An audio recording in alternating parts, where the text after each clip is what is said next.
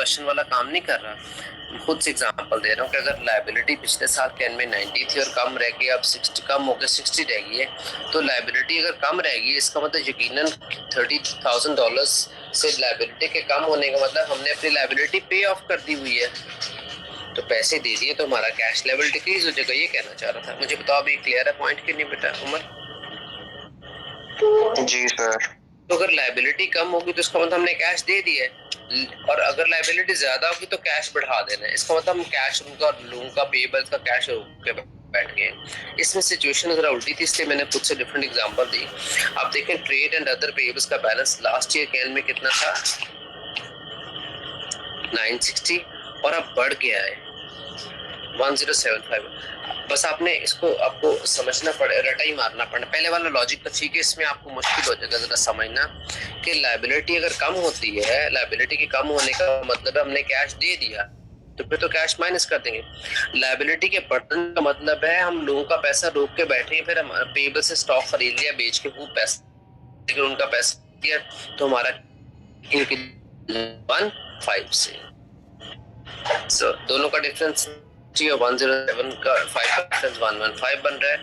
तो अगर pebbles increase हो गए तो आपने ऐड कर लेना। आप स्क्रीन पे देख लो सोल्यूशन, मैंने लिखा है ऐड करें क्यों, there was increase in trade pebbles.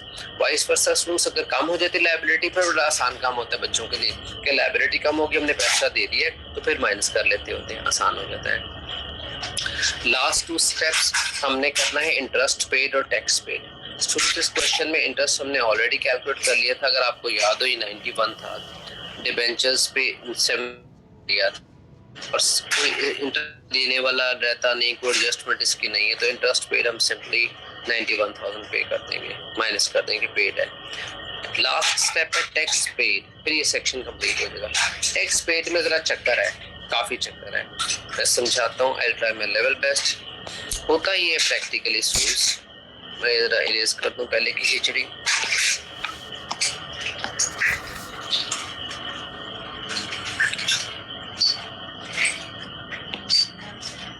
अच्छा, अपना हम लोगों ने टाइमलाइन बना के देना। सपोज ये कोई ईयर है 2022 है, ईयर 2022 के एंड में फर्स्ट करो कंपनी टैक्स कैलकुलेट करती है कि गवर्नमेंट को टैक्स पे करना है $150,000 का।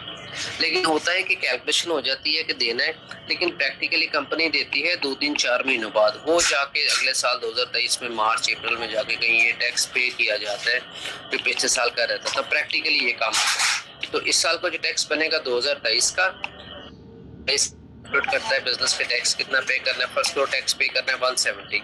ये बिजनेस पे अभी नहीं कर देगा, अभी तो बिजनेस का रह जाएगा, ये लायबिलिटी में शामिल हो जाएगा। पे करना है, पे करेगा बिजनेस अगले साल 3-4 महीनों बाद, जनवरी फरवरी किसी वक्त भी यही 170 पे कर दिया जाएगा। तो 99% ये रूटीन होती है बिजनेसेस की। जितना टैक्स फॉर द ईयर बनता है कंपनी को देती नहीं है, वो लायबिलिटी में चला जाता है कि अभी कंपनी ने टैक्स पे करना है।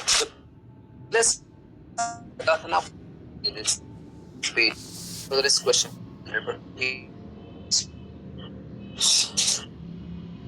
का सेक्शन सब लोग और से लिखें, मैं उसको पिंक से हाईलाइट भी करने लगा हूं। Current tax liability, previous year की टैक्स लायबिलिटी शो हो रही थी 280 और करंट ईयर की टैक्स लायबिलिटी शो हो रही है 160। अब नीचे आ जाओ, एडिशनल इन्फॉर्मेशन का पॉइंट नंबर 1 पढ़ो। टैक्स फॉर द ईयर बना था 160 और ये जो 160 इस साल का जो फॉर करते होते हैं फॉर द ईयर शीट में 160 आपको नजर आ रहा होगा। ठहरे मैं इसको ना एरो बना के दिखाता हूँ आपको।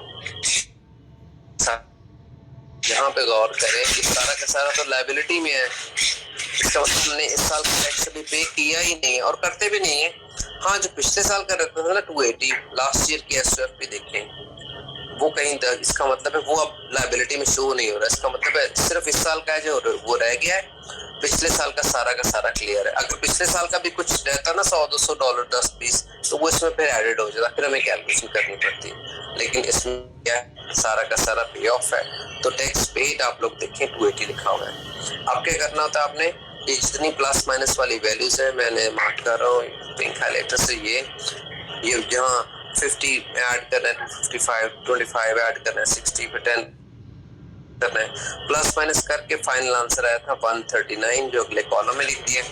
क्वेश्चन शुरू किया था ऑपरेटिंग प्रॉफिट। शुरू में देखिए ऑपरेटिंग प्रॉफिट कितना था, जहां से हमने क्वेश्चन शुरू किया था दैट वाज 425। आपने क्या करना है 425 में और 139 कितने, आपका आंसर आ गया 564।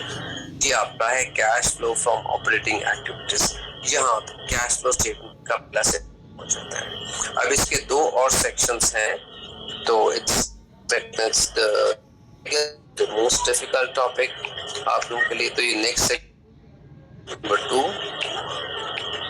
जो है cash flow from investing activities करेंगे। इन्वेस्टिंग एक्टिविटीज दूसरा सेक्शन होगा कैश एक्टिविटीज। तो अगर पेपर में आ गया ये क्वेश्चन 20 मार्क्स का होगा, बड़ा है तो बड़ा टाइम लगेगा आपको, 40 मिनट्स लगेगा।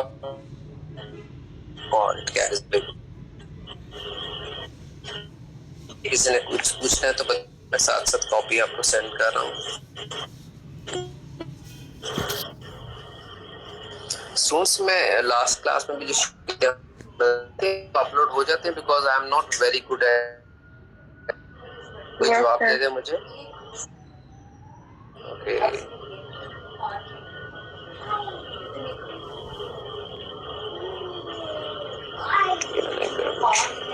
इसका फिर दोबारा करता हूँ। Create material